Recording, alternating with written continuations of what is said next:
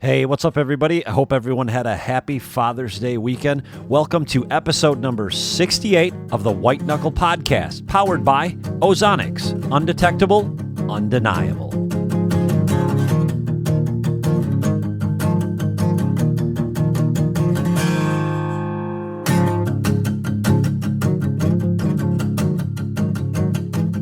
Well, hey, everybody. Thanks for tuning back into the White Knuckle Podcast, episode number 68 and episode number 4 of 6 or 7 on public land hunting.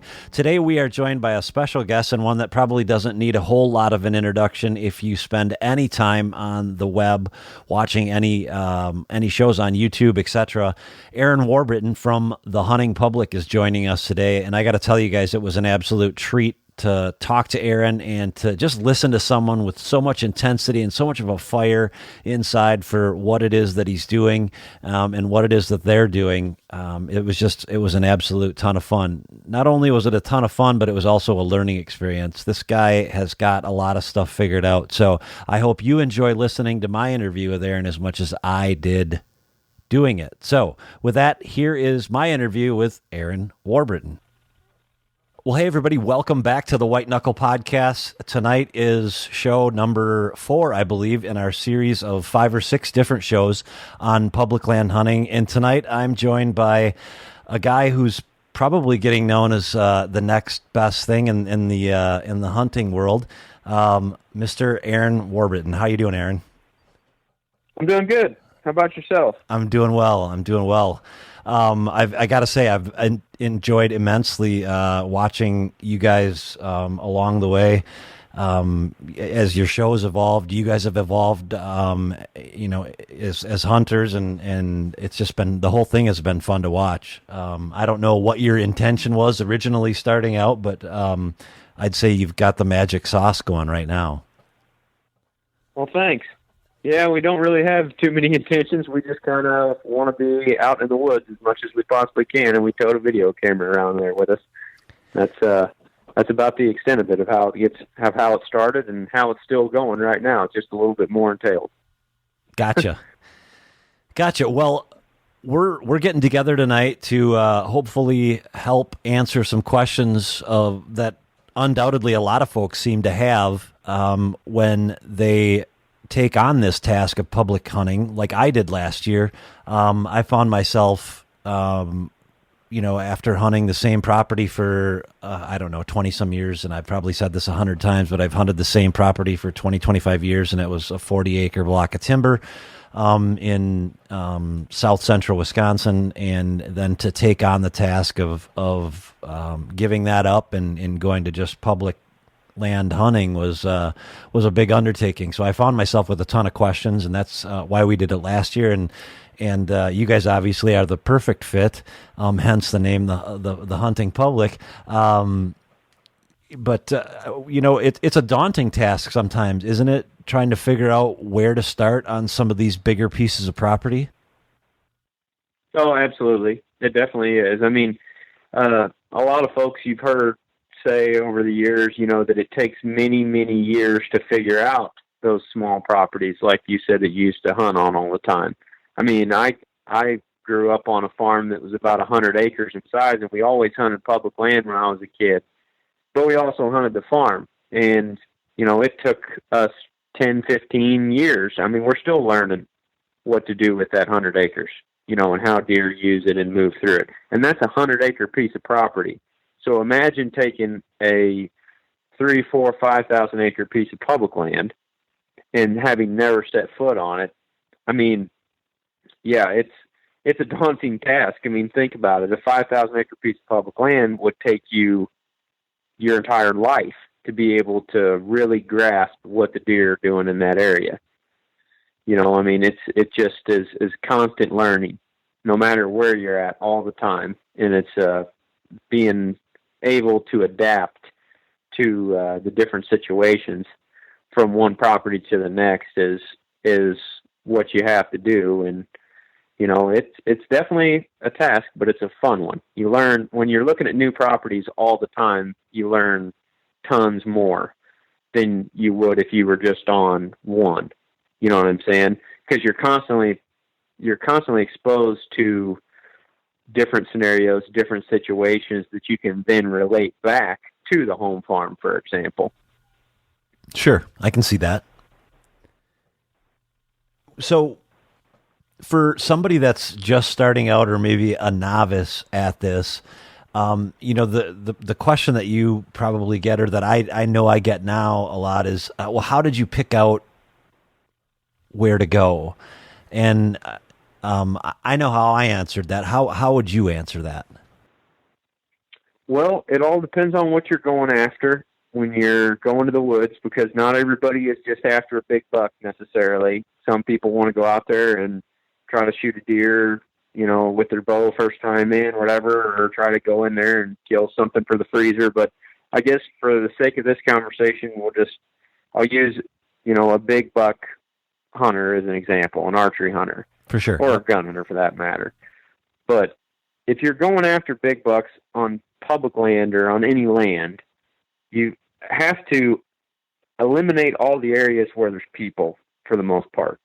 And I heard Infalt say one time, like 200 yards is a long way to a bedded deer, and you really have to embrace that, because yes, you're looking for the area where there's no people, where there's no human sign, where there's no human scent. That's where these bucks are going to feel comfortable. But at the same time, that area in many situations is much smaller than you would think when you're looking at a huge map of thousands of acres of land.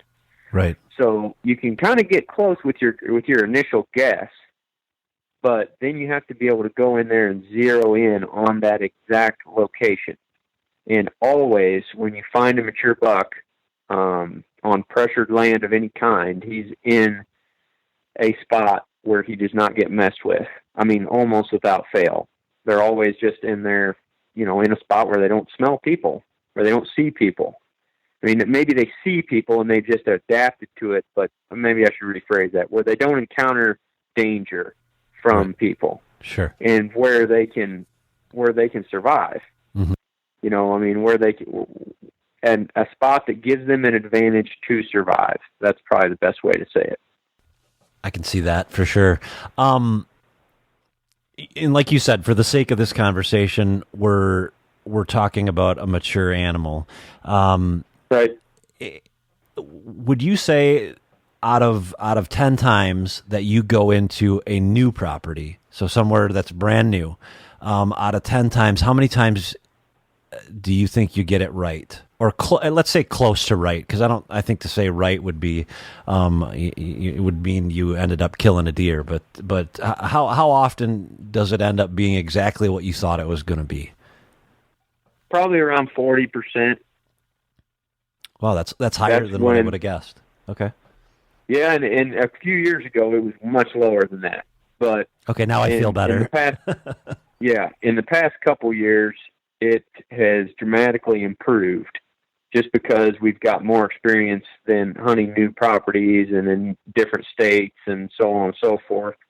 And really the terrain changes, the way the deer use different habitat and terrain changes, and there's a huge learning curve there. But the one common thing is what we were just talking about. It's being able to recognize pressure and identify how that impacts the deer in that spot. And that's the one thing that you can almost always count on with white-tailed buck. No matter where you're hunting, if you're in Michigan or if you're in Florida, is the absence of pressure in that small area where he can survive, where he can detect predators, where he can exist without being messed with. That is always the spot that you're looking for. And there's a number of different ways to get there, but that's what we drill in on. And we don't, like I said, 40%, and that's average guess, whatever. But like, I'm looking at this map right here that I've got sitting in front of me, and I've got 30 little red dots all over it. Really? And I'm assuming the majority of those dots are probably going to be wrong. Mm-hmm. But there's going to be a handful of them in which you're correct.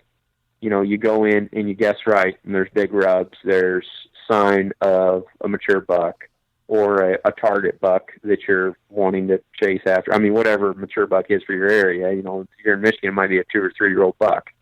If you're in Iowa, it might be a 4 or 5 year old buck, so on and so forth. Right. But the most mature buck's always going to have that security area that we were just talking about. Mm-hmm.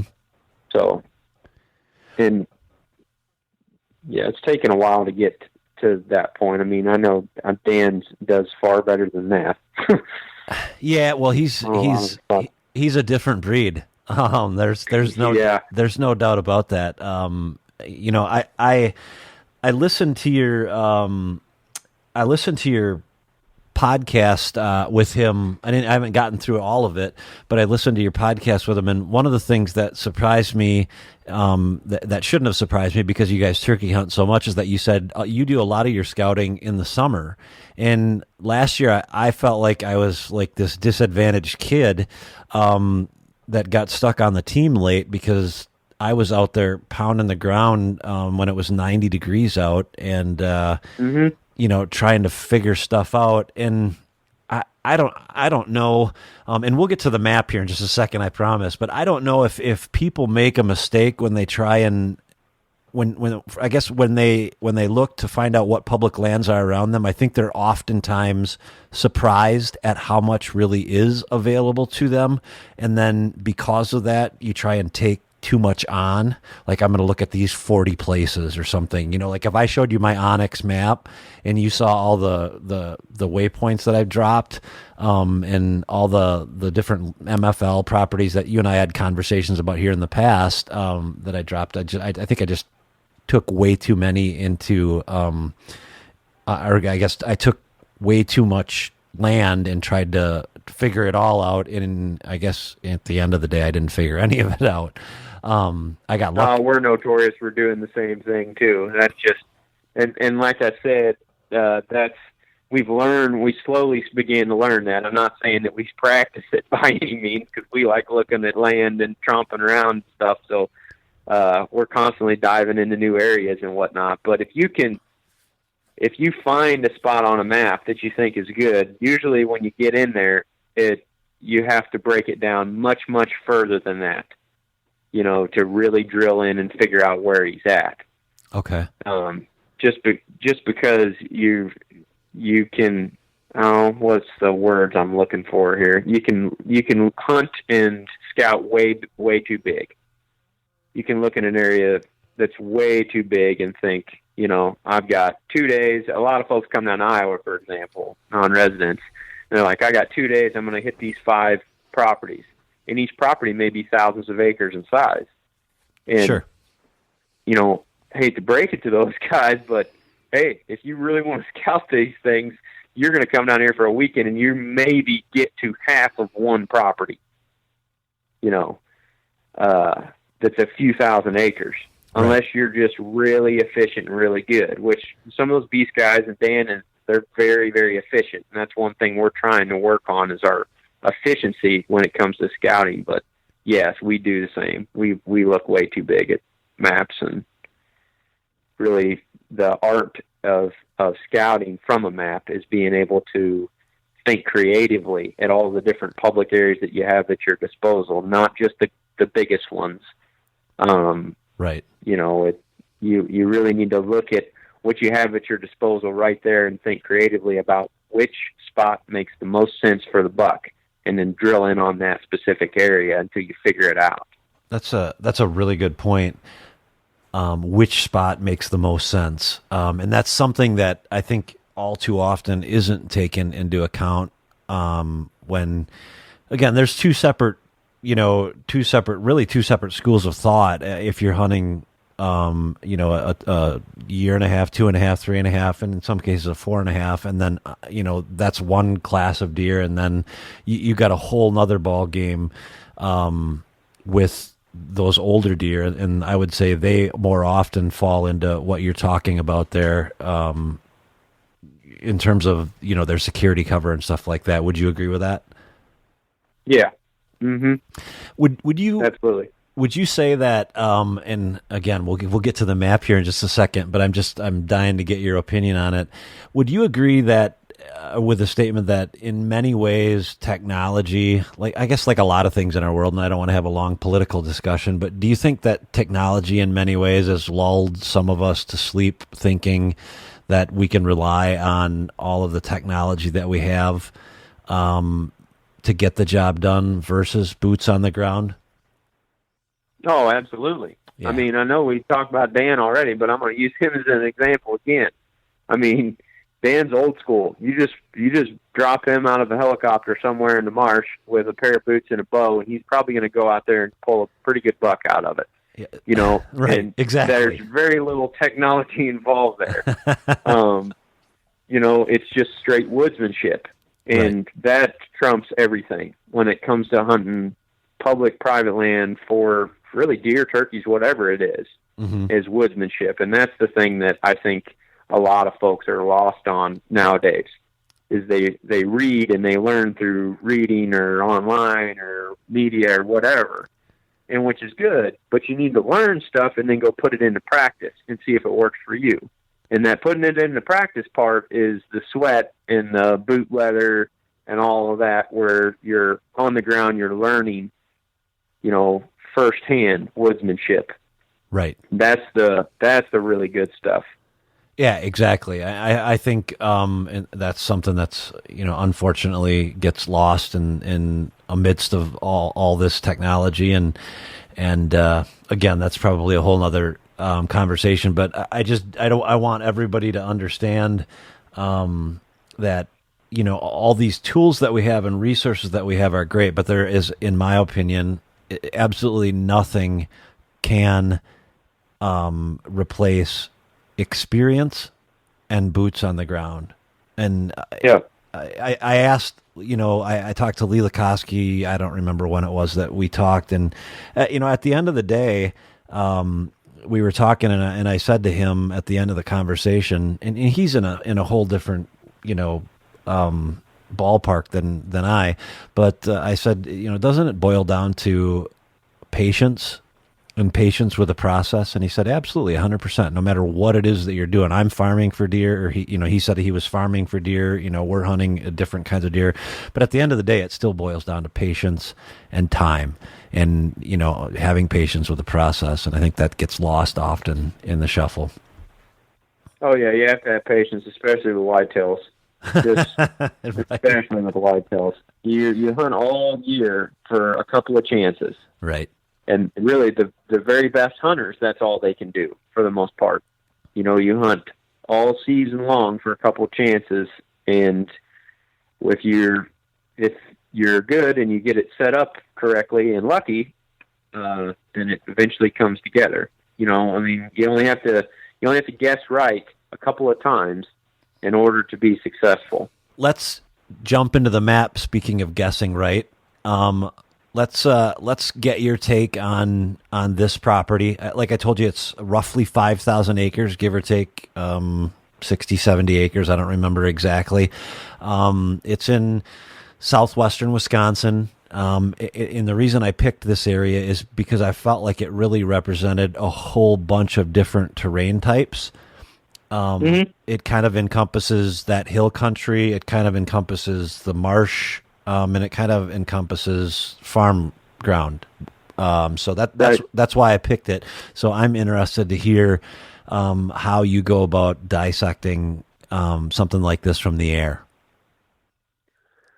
Well, first, as a disclaimer, I have not hunted whitetails in that specific part of the world, in that corner of southwest Wisconsin. So hopefully that's still relatable to lots of folks, you know, because I'm very well could be going hunting there this fall.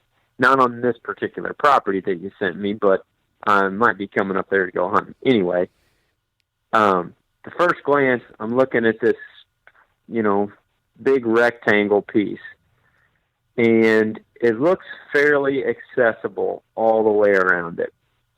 We talked a while ago, and you said that you can park, it's legal to park and walk in from any road. Correct. And there's several roads, you know, going through the center of the property. And you know, there still is some good opportunity out there, but it's making it harder to find spots that you can just, out hike everybody else. Everything looks like I said, within half-mile access of a road somewhere. That's correct. And I could be wrong. Nope. Is that pretty well that's true correct. About it? Yeah, and I would say that would, you said out hike everyone.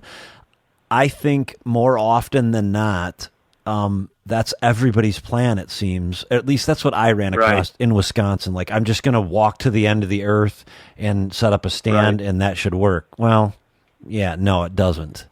Well, in this instance, then, I'm looking more at overlooked spots, or that's what I'm looking for anyway.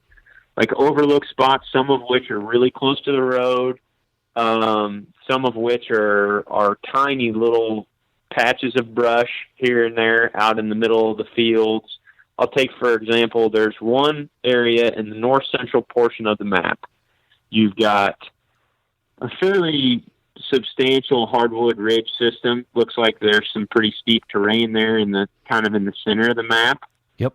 If you go to the northeast of that, a few hundred yards, you go across some crop fields and stuff, and you get into that marshy kind of creek that runs clear down into the east end of the property. Right. Now, up there towards the very end of that creek, on the northwest corner of the creek, I've got some pins marked. And there's not much there, but the cover looks pretty thick. And this is out in the middle of these ag fields, mind you. Yep. The cover looks pretty thick, and I'm not sure. I don't know, since I haven't been there in that general part of the world, I don't know exactly what type of habitat I'm looking at. I don't know if those trees along the edge of that creek or that marsh are big enough to get a stand in. They look pretty small and brushy. Would I be correct in asking that? Yes. I would say as a general rule, and I want to make sure that we're talking about the exact same. Yeah, I know we are.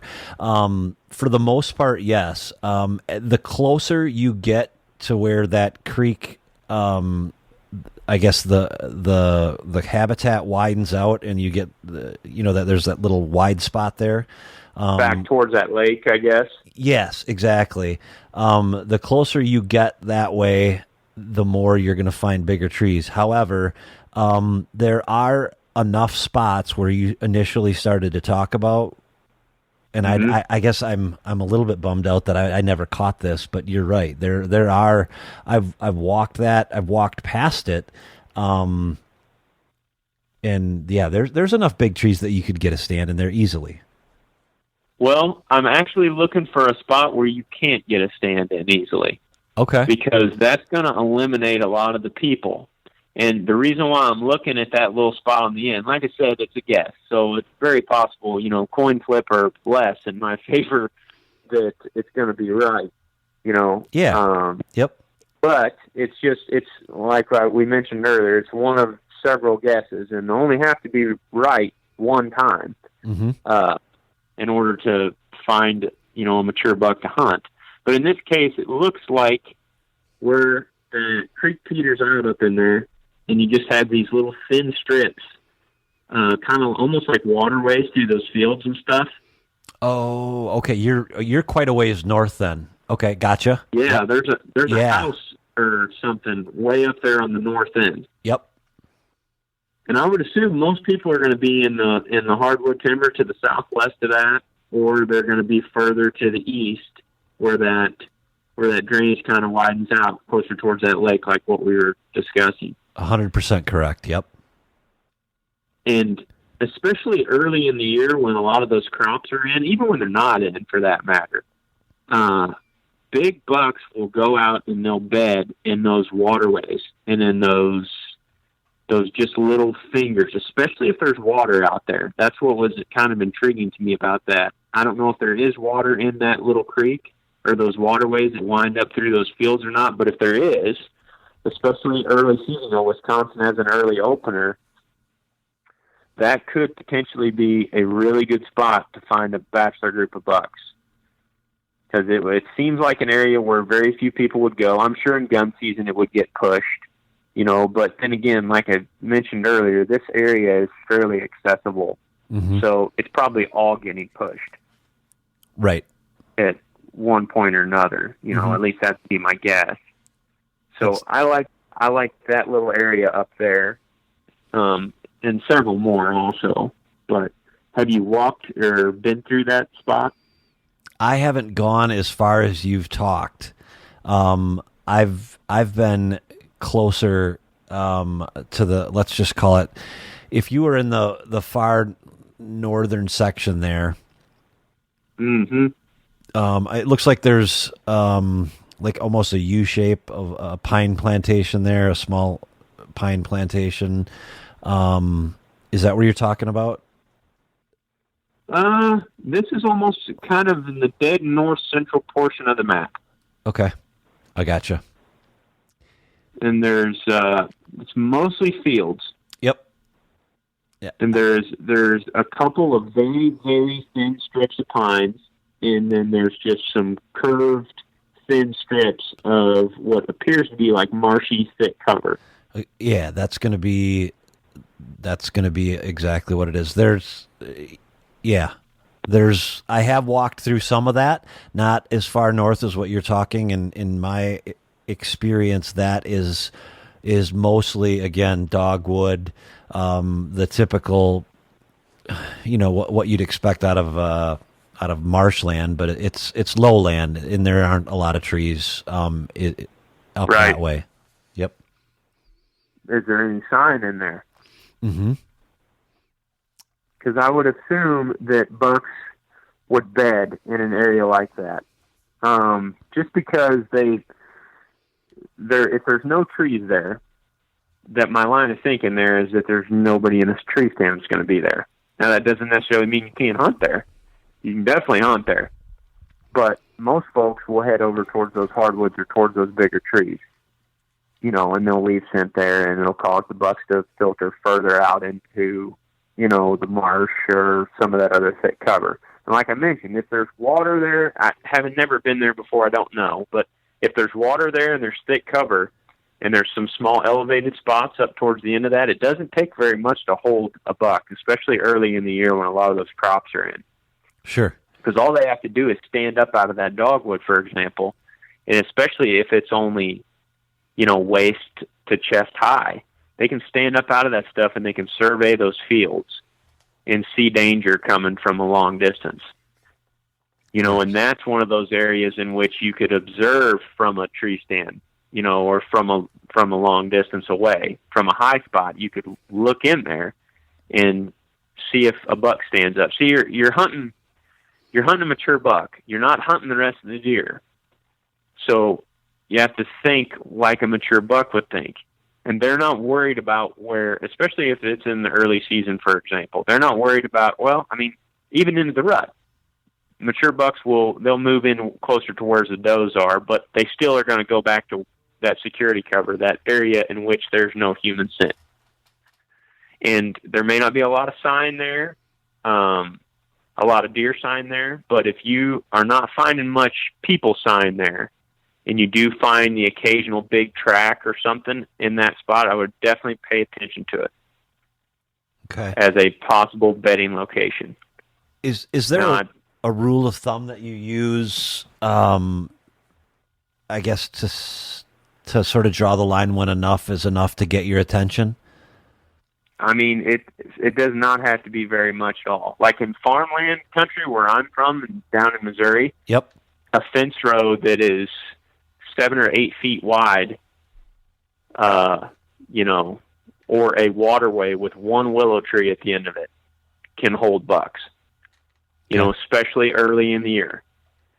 Now you've got lots more cover and habitat back to the east, and we can get to that here in a minute too, because I've got all that marked up also. Sure. But, I really didn't pay a ton of attention to those hills to the southwest of that, those wooded hills and ridges. There's one little spot in there that I liked on the northeast corner, with a westerly wind that you could potentially hunt that leeward side of that hill during the rut. Okay. But But for the most part, I didn't pay a ton of attention to that. And I'm not saying that's wrong or right. That just was my initial guess. I'm looking at that and I'm thinking, yeah, there's a pretty good sized hill there, but there's lots of available trees. It looks like pretty open woods, and it's super accessible. So people are just going to be running track through that thing, is what I'm thinking. It could be wrong. And that's kind of how I came to that tiny little finger strip of marshy kind of waterway type stuff out in the middle of those ag fields. Gotcha. Obviously, if you're on especially if you're on a low acorn year and it's super early in the season, I don't know if they've got alfalfa out there, beans or corn or what they have. Primarily beans and corn. Yeah, I mean, if there's a low acorn year and it's early season, it's very possible that they'll bed out there in the middle of those fields, because they just will not get messed with in there. But the other majority of the points that I've got on the map are farther to the east. Okay. Over, I guess where that drainage goes down, there's that big lake over there. Yep. On the east end. Yep. It's kind of in the middle of that marsh. Yep. I like the northwest corner of that lake. I guess it kind of, it's almost long and slender, but on the north tip of that lake, on the northwest side, it looks like there's some raised ground right there that almost kind of falls off into what looks to be marshy grass. Yep. And off of the point of that ridge on a, westerly wind, that would set up really well for buck bedding, because he could see he's almost in a kind of a bowl right there is what it appears to be anyway. Mm-hmm. He could probably see what's coming through those fields to the north and northeast, and he's got escape in every direction in the thick cover from that spot. Probably has a pretty good wind advantage right in there, and I don't know what kind of available trees there is to hang in, but it's like I mentioned before, it still is fairly accessible, so I don't know if it would work, but I would definitely look at that spot just because of the way that the habitat and terrain comes together right there. I always seem to find mature bucks next to water like that. Okay. And would you say that it has to be? It can be any size of body of water. It doesn't need to be a certain, like for instance, that lake that we're talking about, that's exactly 1/4 of a mile long, from north to south, just to put it into perspective for everyone. So yeah, and I'm talking about the very north end of the lake. Yep. Because that's the one spot around that lake. There's probably more, around it, but that's the one spot that grabbed my attention. On the very north end of the lake, he can go, 300 degrees on land any which direction to escape. True. Now, if you go down the lake and you end up along the west bank or the east bank, he can only go, one way. He can only go east or west, depending on the side of the lake that he's on, or he's just going to be running out in the middle of the water. They're not going to put themselves in situations like that. Very rarely are they, where they're almost pinned in, you know what I mean? So is it fair to say then that kind of what you're doing on that point there is taking a look at it and saying, okay, he's got, instead of one distinct way out, he's got, in effect, 3. Right, at least 3. At least 3. And probably, I guess, if you really want to split hairs, it's many more than that. But I get. Yeah, once you get in there, it's probably way more than that. Right, but from a 50,000-foot view, what you're saying is that you're making that decision based on his ability to get out of trouble, or his I guess the number of ways he has available to him to get out of trouble. Would that be right? Yes. I mean, it looks like to the west and to the east, right at the north end of that lake, where that lake gets narrow and it ends, essentially. Mm-hmm. There, like I said, he's got a bowl right there, and I don't know, is that correct? Does it kind of fall off in a bowl? Mm-hmm. usually, and what I'm assuming is that those fields run off and drain into that lake right there. Exactly. What he's got right there is a number one, a ton of habitat diversity. I mean, I can just see from the map you've got evergreen trees of some kind, probably some kind of marsh grass, maybe some hardwood timber, a little bit of it up on the higher elevation close by, maybe. Yep, a little bit. Yep. And yeah, I mean, you have all those things right there in one little spot, and he's got water right there. That's another thing. Like water, I'll continue to come back to that. Mature bucks that don't move very far during the daylight, think about it.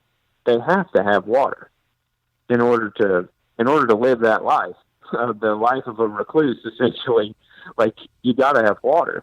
Right. So those spots seem to work best for buck bedding. I mean, we find them all the time bedded within, 15 yards of it, because they never see a coyote or a bobcat or a human come walking up out of that water, and they can sit there in one of those spots like that on the point of that lake with the wind coming from their back and blowing out across that water. They can smell everything behind them. They know nothing's just going to pop up out of the water and eat them, because they've never seen that, in their existence. And then they can take off if they smell something in any which direction. Gotcha. Makes sense. Hunting, it's a completely different, animal, of course, but so would be a spot I'd look at. Okay. Are you of the mindset then that as you come off of what we'll call that ridge there, that you're not gonna find them out in the middle of that grass? Because that's what it is. A lot of it's canary reed grass. Some of it, again, is dogwood. A little part of it's dogwood, but primarily it's a small amount of dogwood with a ton of canary reed grass. Which no, I think they'll be in that grass, definitely. You do? Okay. Mm-hmm. Yeah. Depends on how much habitat diversity there is in that grass, but that canary grass, especially early in the season, is pretty tall, right? Yeah, I'd say it's easily, I'm 6.5 feet tall, or a little less than that, but it's pretty darn close to, as tall as I am. Well, what I've seen, and I could be wrong because, I'm not dealing with Wisconsin as much, but what I've seen is, like, if there's a lone tree or a little deadfall or something out there in that canary grass, maybe 30, 40 yards from that transition line on the edge of the woods, there'll be beds underneath it, just like there would be in a cattail marsh, with a tree and a piece of raised ground right there. Oh, now, the canary grass is probably a lot drier than a cattail marsh would be, but they will still gravitate towards those trees and those blowdowns or whatever else. There's a little patch of dogwood out there in the canary grass. They'll bed right there. Spots I'd be looking at early season for sure in October. Later in the year when that stuff gets knocked down, they may move into the denser thermal cover. Right.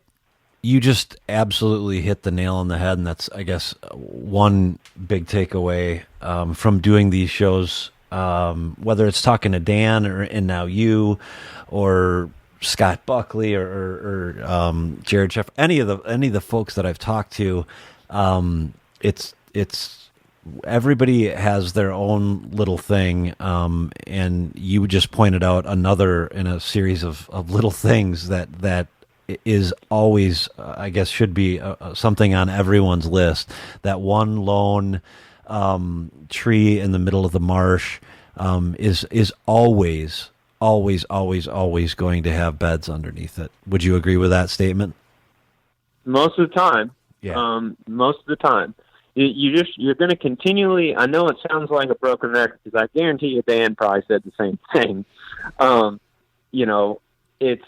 Bucks are going to be wherever people are not. They're going to go to the spot where they don't smell people, where they don't encounter people. So if you're in there scouting and you're not seeing boot tracks and you're not seeing trees with, cleat marks in them or anything like that, and you can start to track the people, like where they typically go, wherever they're not, there's going to be bucks, mature bucks. Right. But the best areas are going to be wherever they're not, and they have the most habitat diversity. That's what we really. I guess that's kind of the golden ticket that we're always looking for. We're looking at pressure. Number one, we're looking at where people are coming from, their parking areas, their paths in, their paths out, and then we're marking all that off, and then we're looking for the more remote areas or the overlooked areas close to the road, just those little pockets where there's no people. And then when you go in there, you're just sort of taking it apart from that point forward, and you're looking for the most habitat diversity within that small little area. Gotcha. And they'll move around. Bedding is more seasonal than anything. And occasionally, they'll bed in the same spots year after year after year if they don't get pressure. But an area like this, I can just see, most of these spots are getting touched at some point. Somebody's walking through most of this, I would assume. Now, I could be wrong if it's underwater or if there's anything like that keeps them out. No, you're right. I had trail cameras in and around this spot pretty much all summer last year, and I struggled to get a picture of a good buck. In Wisconsin, you can't use any bait or attractant, or at least in this part of the world or in this part of the state, you can't.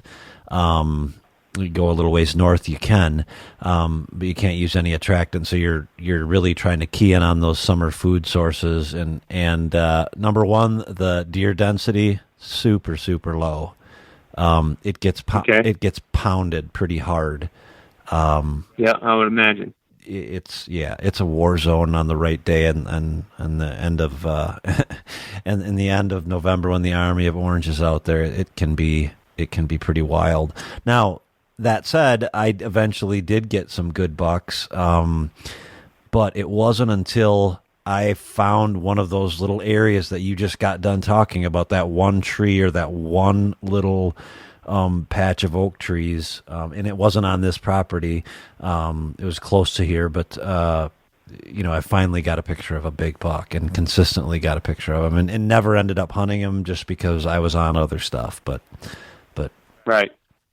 Yeah, that's mostly what I'm looking at. I mean, I've got, like I said, there's 30 pins on this map. Sure. And I like those marshes on the east end because there seems to be a lot of transition in there from, marsh to maybe some little creeks that run through it to, some evergreen trees, whether they're pines or cedars or whatever they are. Mm-hmm. And then, like you said, that dogwood, they love eating that stuff too. Oh, yeah. Yeah, I mean, you get in areas like that with all that habitat diversity, and it all probably needs to be scouted. But it just would seem like an area like this that's very accessible. I would tend to look more towards the overlook spots, those little bitty spots that are kind of overlooked and out of the way, because those fields look pretty vast. Mm-hmm. And my assumption is that people aren't walking out across the middle of those fields very often. Correct. Most of the folks are probably in all those woods, gomming around and, stinking it up, essentially. Right. So I would be looking for the very subtle habitat transitions within a lot of those fields, those ag fields and stuff, like especially when they're combining that corn. I would be looking hard at those little areas out there. And if you're in a low deer density spot, I mean, and you find a couple of lone beds out in the middle of one of those waterways or those little marsh fingers that kind of run out into those fields, they may be seasonal beds, but you still need to take them into consideration. The good thing when you're hunting spots like that is that in most cases you can get up high and you can observe in there and then move in for the kill. That's the one advantage when you're hunting field. Bucks like that essentially, or bucks that are in the open, mm-hmm. Versus the timber, is you can observe them.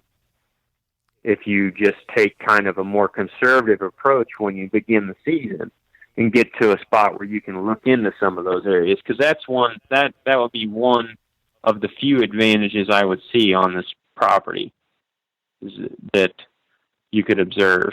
Are you going to take a chance so season here opens right around September 15th.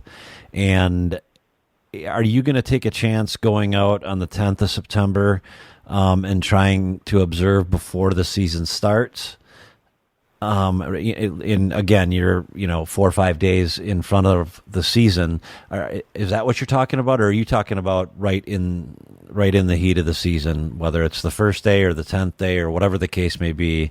Are you talking about going out before the season if that opportunity presented itself? Would you do that, or would you just wait? Both, but you also have to be careful with observation sets because sometimes you can end up killing deer on them. Actually, a lot of the time. Especially if you're setting up within 200 yards of where you think they're going to be bedded, 200-300 yards. Many times you go on an observation set on a property like this that you're not familiar with, or in my case, I'm not familiar with, and I'm going to, crawl up in a tree. Where you anticipate the bucks to stand up they may not be there. They may be in the little finger of trees that you're in. Because it's early in the year, you got to think too. It's early in the year; they haven't been pressured up to this point, so they will surprise you at times. What I would probably do is spend time glassing before the season comes in, mm-hmm. and maybe on like the 14th, I would try to get up in an observation tree. I don't even know if I'd do it then. I might wait for the 15th. Right. If it's an area that I'm not real familiar with, I would probably do some glassing from the road or from high spots where I could just walk in and get in and out easily, because that's the one bad thing about a tree stand when you're observing and it's not season. Like once you go to setting that thing up, like you pretty much made your bed, you're in the stand. Well, if it's the 10th of September and a big buck stands up 80 yards from you, out in the middle of a cornfield or he stands up in the middle of a bean field. Seen them do that before plenty of times. Just they'll bed in a spot out in the middle of those beans where there's just a little bit of grass, Mm-hmm. They stand up out there on the 10th of September and come walking towards your tree, and you've got no bow, you can't get out of there. And if you're on the ground, you can potentially slide out of there, and those bucks are none the wiser. But at the same time, you're also, if you get that close on your observation scent on the 10th of September, you're also risk leaving a lot of scent in there and altering the buck's patterns a little bit. So I guess what I'd probably do is wait for the 15th, and then I'd go in and observe as much country as I could, and as much of those pins as I have marked on the map. I'd try to get to a spot where I could see as many of those as possible. Let me ask a question that we haven't really covered, and that's let's go back to this spot on the northwest side of that lake. Mm-hmm. Where that ridge is, we'll call it, with all the, it looks like probably pine trees on it, right? Yeah, it's a mix of pines and some kind of hardwoods. Yeah. And maybe falling off into some dogwood along the edge of that canary grass. Yep. Seems like that'd be good. How are you going to get there? Well, I would probably observe to the northeast. You can see that little finger of pines. Is that what's coming out across that field? That's exactly what I was thinking. I'd probably observe from there, and I would definitely do that during season because I could see a buck bedding in the end of that little finger, mm-hmm. Or close to that, right behind that farmstead or whatever. There's another little finger of trees, like they would bed in that. Okay. Look at those little spots, like where those fence rows come together, and there's some brush there. Yep. I mean, don't rule that stuff out early in the year when all those crops are standing. But I've got that little finger. It kind of zigs and zags out of the main woods there, right? Of pines. I've got that marked, and I would, that might be a good candidate for a spot to hunt opening day on September 15th, where you can see all that down below you. Clear down into that lake bottom and then that opposite ridge over there. So are you going to get on probably the south side or the west side of when we're talking about that little zigzag piece of timber? Are you going to be on probably, I would think you're going to be on one of those points that are sort of facing southwest, if you will? Yeah. Okay. Anywhere along that west edge. Okay. And you've probably got pretty quick and decent access coming from the road over there. Mm-hmm. You can just buzz in there, and instead of getting in the draw and like sneaking up the draw, right? I would just go into it straight on, especially if you have wind cover. Just go straight in there and set up, because it's possible there's a buck bedded in that thing. And if you go walking up through the length of it, you may bump him out of there. At the same time, he could be bedded there watching that field that you're walking in on, and blow out of there before you even get to the spot. But I guess for the premise of this conversation, you're mainly using it as an observation spot. So yeah, I would just come in from the north somewhere there and pop up in those trees and observe all of that to the southwest and southwest. Anything else jump out at you? Yeah, I mean, there's another marshy area to the south of that road that kind of bisects the property there. Mm-hmm. That looks good. There's a lot of transitions in there, and it looks like there's a lot of bowls in there. I marked every bowl that I found really in and around that marsh. You can see your topo line down there. Okay, let's just back up for a second here and make sure everybody can understand exactly where you're talking about. So if we start in the bottom corner, how close are you to that in the southeast corner? The southeast corner, there's that big block right there of woods and kind of marshy stuff is what it looks like. Another little lake in there, maybe a pond, and I guess you'd call it a lake. Yep. Okay.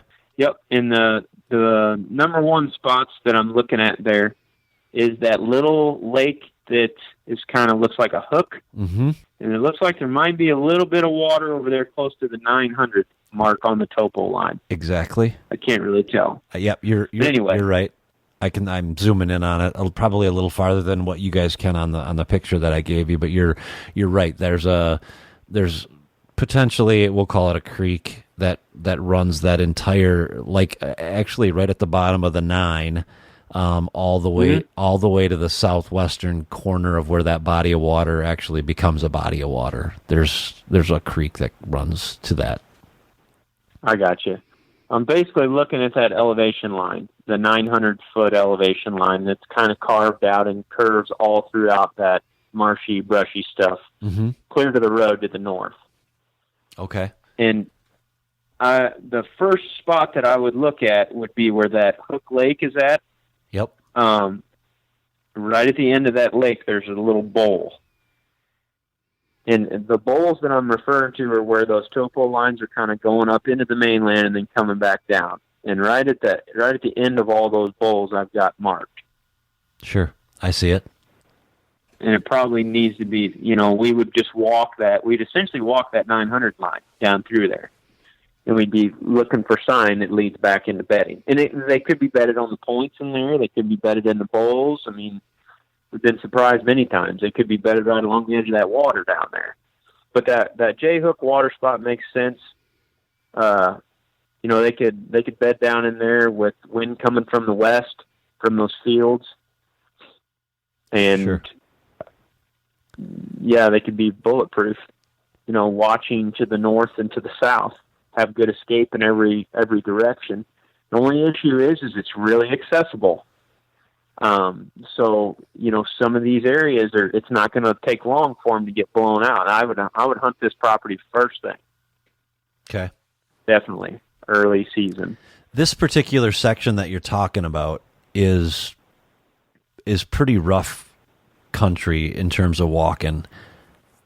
It's not for the faint of heart, let's put it that way. It may look like That's it. Good. But you got to be a little dumb or really, really, really want it to make it through that whole section. That's some tough walking.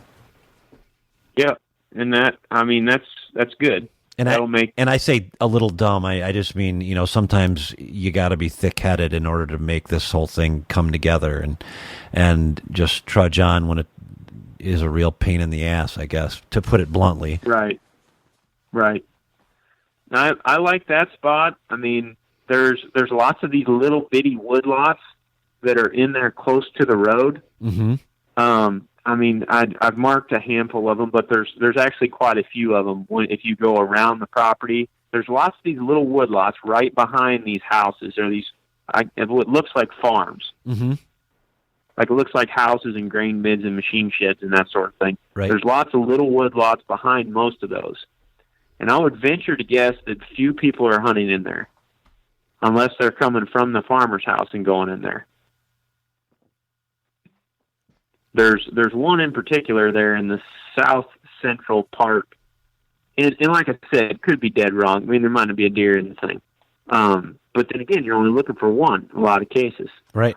So in the south central part along that south road, there's a handful of those farmsteads looking, or farms is what it looks like to me. I could be wrong. Nope, that's what they are. And right behind a few of them, there is some small woodlots that are maybe just a few acres. If there's a pond or something like that in one of those, or, I mean, it doesn't have to be water there necessarily. And I've definitely seen them bed, out away from water too. That was just one. That was just an example I was making earlier. But lots of those little woodlots, they could bed in. There's just a little bit of habitat diversity in there where they can watch over those wide open fields. I definitely would see a big buck laying up in there, because there's probably very few people that walk through there until gun season. Yeah, I think think you're right. I think you're 100% correct. Everybody seems to go. Now that you're saying it, I'm always humbled by doing these, because I think, well, why didn't I think of that? And it's just because I haven't had to think like that for so long. And you and I had talked about it earlier here in the podcast about hunting the same, in your case 100 acres, and for me it was 40, 60, whatever it was. You didn't really have to think that much, because after a while you knew what the deer were going to do, and you knew they were going to be here on this kind of weather and whatever. So you're not forced to think like that. Yeah, you gotta think creatively, think outside the box, and like we mentioned earlier, you can think way too big. You're talking about one deer in many cases, one mature buck. He needs certain things in a very small spot in order to survive. And he'll travel a long ways to does. He'll travel a long ways to food a lot of the time. In this instance, especially early in the year, where you have a lot of those little fingers and stuff out there, and I would be anxious to know if that's true or not, because I could just be feeding everybody a load of crap. I don't know. But that would be the first place I would start, would be observing these little bitty woodlots like that, and observing those small waterways and brushy little creeks or brushy little marshes out in the middle of that ag land. The stuff that's most appealing is that stuff on the north and the northeast corner, but there's tons of other little areas also that could hold them. So I think sort of your overall theme is to, particularly with respect to what we're looking at here, because of its accessibility, you're looking primarily for those out of the way spots, correct? Mm-hmm. And primarily you're making that decision, if I'm understanding you correctly, let me just look at my notes. You're making that decision based on how easy it's going to be for everybody and their brother to get to that bigger timber, that obviously, everyone's going to be attracted to, because that's the most, that's where everybody wants to be. That's just what common sense would tell you. But throw common sense out the window in this case because of the pressure. Is that what you're saying? Yeah. Pressure and people are pretty predictable. In some of these areas, sometimes in a spot like this that you have tons of accessibility, mm-hmm. Some of these areas, the pressure can work to your advantage, because you will see all the deer, especially the mature bucks, go to one spot. And if you see them doing that, then you need to really treat that spot with care, because that means it's probably one of the very, very, very few spots on the entire place where there's very little human activity. Gotcha. And they just are. I mean, there's lots of thick cover in there, it looks like, and there's some pretty good sized woodlots they're full of good habitat diversity and transitions and stuff that deer love. They're just so accessible, most of them, They're just easy to get to, and there's very well big bucks in there.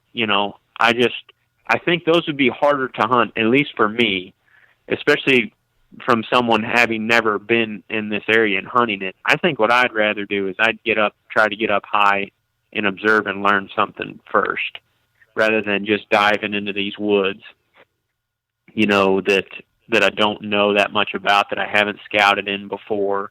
If I had an entire off season to scout, for example, that might be different. I would be going and hitting up each one of these points that I have marked on the map, and I'd be checking for beds. I'd be checking for old rubs, checking for big buck tracks, checking for boot tracks, all of that stuff. But if you're just going into this blind, with just looking at the map like we have here, say I'm just going to come up there and hunt on September 15th and having never set foot on this place, I would definitely go the route of observation first. And obviously scout hunting your way. I hear you guys talk about that often. And I think a lot of us, here still hunting and sort of, and I hate to say it, I think a lot of people that I've talked to are like, are people really still hunt? And I'm like, yeah. And you guys do a lot. You got Scheffler on this podcast somewhere, don't you? Yeah. I know what he's going to say. I absolutely. He's the king there. But you guys are doing that a lot, aren't you? Yeah. Well, the approach we take is we try to be adaptable to every situation. And we obviously get it wrong a lot. If you've watched any of our videos, that's mostly what we're doing is screwing up. But that's our main goal, is to be adaptable and to have the correct setup for the situation. And sometimes that setup is on the ground with a ghillie suit. Sometimes it is getting in there on a windy day with a wind advantage and sliding into their bedroom and still hunting like that. Sometimes it may be getting in an observation stand and then moving in for the kill, maybe spotting them and stalking them during the day while they're laying there. I mean, there's 100 different ways to skin the cat. And these big bucks, these big old bucks, they get in these spots where they have very few vulnerabilities. So I think you almost have to be adaptable, in your tactics and what you're going to use. Most of the time we're hanging and hunting out of tree stand. We're trying to get as close as we possibly can to the beds. But, I mean, you'd be surprised how high we're getting off the ground. A lot of times we got two stands in a tree and we're 10 feet off the ground because the tree is too small to get any higher. You got to go with what's there. Yeah, that's exactly right. And that's all we're doing. We don't necessarily go in looking for a specific type of tactic so much as we just try to fit our tactics to the situation. That's very much how Todd killed the buck that he killed this year. He was, we talked about it. I don't know. I think it was probably 3 hours before he went out there and killed the biggest one that he got to date, and he was in a cedar tree that he was 8 feet off the ground, but it was the only place that he could get into. But he just felt strongly that was the place to be, and well, turns out it was. Right. But you got to not be afraid to do those obscure things, I think is what I hear you saying. No, I mean, you got to get outside your comfort zone a little bit. And once you do, it'll actually be pretty fun because you start learning all these different ways of doing it. I mean, a couple years ago, we snuck into a bedding area and we had 4 or 5 bucks bedded within 60 yards of us. And me and my friend Sean were laying there in ghillie suits with a silhouette decoy out in front of us in the waterway, like 10 yards away. And we almost killed a buck that night. I had one little bitty hole to shoot through. The setup was not good at all, but there was no trees to get into, so you just slide in there and you just make it work. I mean, Zach's got a real good video on the channel right now. The buck that he killed last fall, he shot him, off the ground with a ghillie suit. Ghillie suit, yeah. And there's just a number of different ways that you can do it. Right. And it's just fitting those tactics to the situation. I mean, we almost spot and stalked one last year. Brody and I did. We had to set up on the ground. Wasn't any trees big enough, and then we saw the buck come out along the edge of a waterway. He was bedded right along the edge of a little slough, where we find them often, and the slough was dried. So we popped into the slough once we saw him 100 yards away and just stalked right up on him. Got within 25 yards of the buck and almost killed him. That was early in the year, wasn't it? Yeah, it was mid-October. Yeah, okay. I thought so. Yeah, and that was one of those, to be honest, that was one of those swampy type areas, kind of like what we're looking at here, except a little bit more marsh and swamp terrain. And that's a spot that once the rut arrives and once gun season arrives, even in Iowa, once the rut arrives, you get tons of pressure. Oh my goodness. That's a spot that'll dry out come November because of the pressure. So it's one of those that you have to get to early, but they're there. Gotcha. Especially early. And that's, looking at this property, that looks like about the best time to go, because I'm sure that's when the fewest people are going to be out there. Well, I think, when you and I talked, when you were up here turkey hunting, and I had reached out to you just to, see if you needed anything or whatever the reason was, I don't remember exactly, but, I was telling you that come November 1st, it's like the calendar flipped, and what was empty parking lot suddenly became a Walmart parking lot almost in many cases. Right. And that can be a little bit defeating, and it certainly was to me, and a lesson learned there was not to, you can't get swayed all the time by all that pressure, but because a lot of those... use it to your advantage if you can. Right. Because that's what they'll do. I think what I'm what I'm hearing you say is there's probably going to be deer. Like let's take for a second this map. We'll call it, if you were to slice it in two halves, the western half and then the northwestern half, where that big piece of timber is. I guess some of it's in the southern half of the west half, but undoubtedly throughout the course of the year, or the majority of the year, there's going to be deer living in there, probably a good buck or two. That's a significant amount of timber. Now, come November 1st, on the other hand, there's probably going to be a lot of people in there. So is that where you picking out these areas that are sort of obscure, like to the north and a little bit east of that, I guess it's almost straight north of that big block of timber where we talked about earlier, would you find yourself in a place like that during the rut as well? Yeah. During the rut, we are not so much looking for habitat as much as we are people. By that time, most of the crops are out. And the deer are focused on does.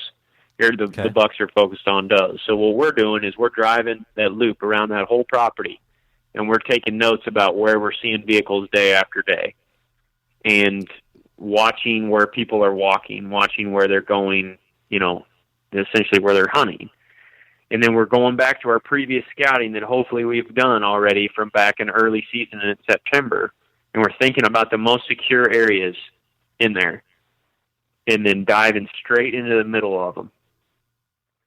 And whether that's on the ground with a stand or whatever, because if you get it right, and in the rut, we get it wrong a lot. We'll go in there and there's people there, because it's just, that is the 1st through the 8th is just nightmare pressure.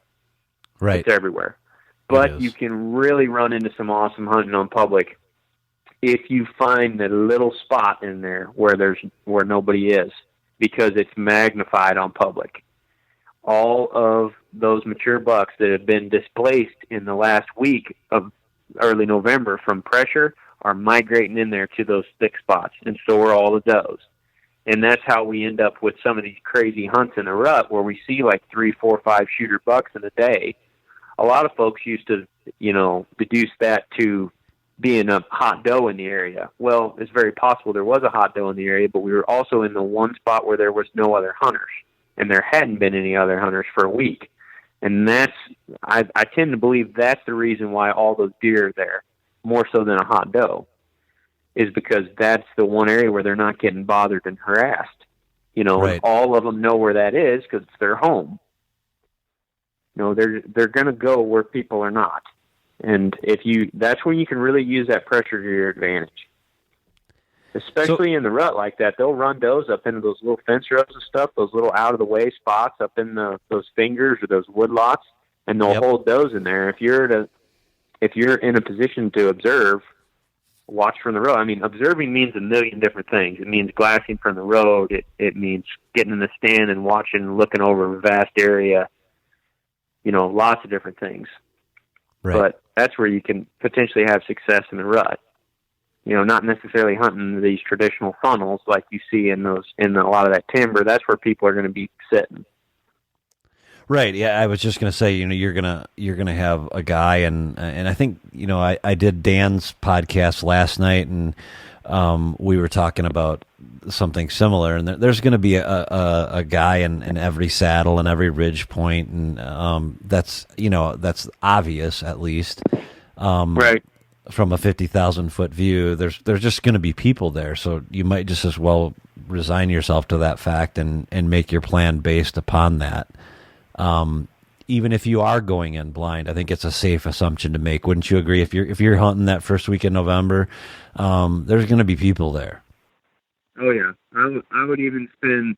If we had a 5-day hunt, for example, we, unlike a lot of folks, won't just dive straight in there the very first day and try to get as many hours as we can in a stand. On a piece like this, we would spend the first day driving around, walking around, glassing, trying to figure out where all these people are. And that would be the number one priority as soon as we got there. Let's try to figure out where all these people are at and where they're hunting. And then start looking at that habitat features and the spots that we think could hold deer where there's no people, and then go in. That's what we're looking for. The cool thing about being able to host this podcast and to talk with all of you guys who have so much experience in this is that it seems like every podcast there's just one particular point that comes out that everyone makes, and that's exactly the point that you just made. Is I think all of you have said, in essence, slow down, make a calculated decision by scouting, glassing. I think Jared Scheffler told me that he might put 300 miles on in a day. The first day that he gets there, even if he drove all night to get there, he might put 300 miles on a gravel road, all over Kansas. Oh, I mean, you're driving into every single parking lot. You're driving down every single road. You're getting out. You're looking for boot tracks. You're looking for deer tracks. You're taking one-way dead-end roads, for example, that go into the center of the public property. You're driving down those things and then marking a line through the sand or the dirt so that you can come back later that day and see if anybody's driven in there. I mean, there's lots of little tricks and things like that you're constantly doing. I mean, we do the same thing. We put miles and miles and miles on. I can't tell you how many flat tires we've had out there. Just driving around these crappy minimum maintenance roads or whatever around these public areas. But that's what you got to do in order to really figure out where the people are. Right. Yep, he's 100% right, I would say. Yeah, I would agree with you. I think probably the biggest mistake that I made was I put tons. If my wife even knew how much gas I spent last year and how many miles I put on my truck, she would probably ban me from public hunting, period. But I wouldn't be surprised if it was somewhere north of 10 to 15,000 miles, just going, because I was traveling a long ways from the Dells all the way down to where you guys are at is nearly a 2-hour drive. And I'd be scouting the entire way, but it was time well spent. Gosh, well, that's a ton of information, and we could probably talk all night. I guess I'll give you one opportunity here to sort of sum up whatever it is whatever point that you feel you'd like to make to anybody that might be listening this, looking for that one little nugget of wisdom from Aaron Warbritton. I would just say think creative. When you're looking at public properties, wherever they are, whether they're 20 acres or 20,000, you always have to think creative. And when you're, like I mentioned earlier, and it's hard to kind of hammer this home to people, but when you're hunting mature bucks, you're hunting a deer, one buck. You got to think about, that deer does not need a ton of things to live in a specific little area. So like we mentioned earlier, you can think way too big. You really need to have the ability, once you identify that spot, to be able to go in there and really dissect it down to the actual bed where he's laying at. I mean, that's the best piece of advice I can give is, like, don't be creative and don't overlook those little spots, because on public land, a lot of times that's where they are. They're just in these little bitty spots. I can't tell you how many times back home in Missouri, out in just flat ag land, that you jump a couple of bucks in the early season, or in the rut with a doe or whatever, in the end of a fence row or the end of a waterway where there's just one or two trees. I mean, and that's all it takes to hold those deer there. Right. And keep them there for a long period of time. So just think creative and make sure not to overlook situations like that, because those can hold the biggest deer. Well, there you have it, my interview with Aaron Warbritton from the Hunting Public. I hope you took away some nuggets of information from that podcast. I know I did. If you didn't, you should probably rewind it and listen to it again, because there's some really good stuff in there. With that, I will get to ending the show for the day. I hope that you all had a great time listening to it. Again, I want to take the time to thank our sponsor for the podcast, Ozonics Hunting. You guys have all heard me say it before, and you'll hear me say it again. They are now manufacturer ship direct. If you want to get the special deal that Ozonics is giving the White Knuckle fans and the White Knuckle listeners, it's on their website at www.ozonicshunting.com/WKP. Also, Ozonics is doing a giveaway. Head over to the White Knuckle Facebook page on Monday, Tuesday, and I believe Wednesday, and you can enter for a chance to win an HR 300 from Ozonics and White Knuckle. So go ahead to our Facebook page and check in on that and enter yourself into the drawing for the free HR 300 and I believe a dry wash bag. That leaves us at the end of our show for today. I want to remind any of you who are listening, please go ahead and give us a 5-star review on iTunes, Stitcher Radio, iHeartRadio. You get the point. I won't be a broken record here. I don't have a whole lot else to share other than have a great week. Jason out.